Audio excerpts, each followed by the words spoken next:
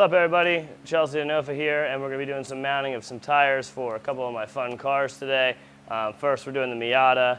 I've had this car for the last year and a half or so. It's been a family heirloom. My grandmother had it, so we're kind of cleaning it up a little bit, but not kind of overdoing it, trying to keep it simple and fun. So what I ended up doing was grabbing some DRIFZ wheels, some white 15 by 8s. I believe the offset on these is 25.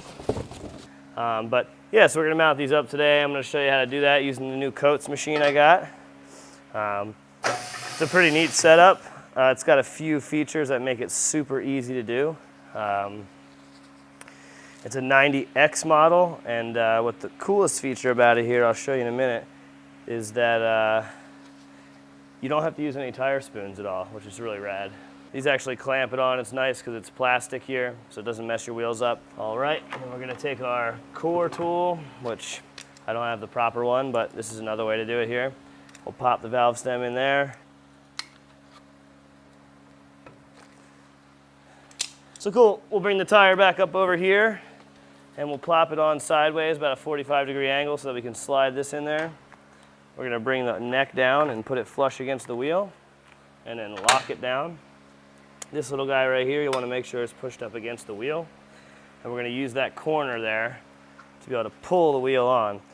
And one thing about this machine that's a little bit different is it has an actual lock. So you slide that on there, and then you can spin it backwards, and it will hold this arm against the wheel really, really well.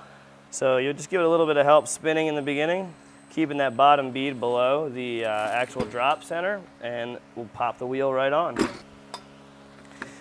And then, this is where the magic happens. No spoons needed. Lower this down. This is what's nice about this machine. You don't have to use any forks or any tools. So you're less likely to scratch the wheel. It makes your job easier. And while it doesn't save a ton of time, it saves a lot of effort, which is really nice. So then you pull your tools away,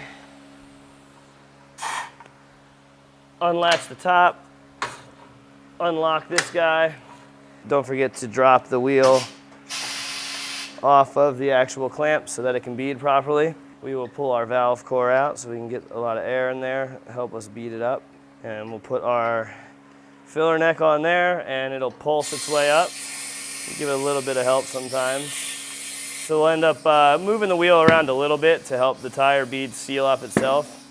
And then with the pulsing of this, it makes it so it doesn't necessarily pop so hard, and makes it air up a lot easier than most. Pop that off, stick the valve core back in. This gauge is actually super accurate too on this machine. I have a digital one that I'll cross-reference those with, and that's pretty much spot on. Pop our valve stem back on, and there we go. There's another one mounted.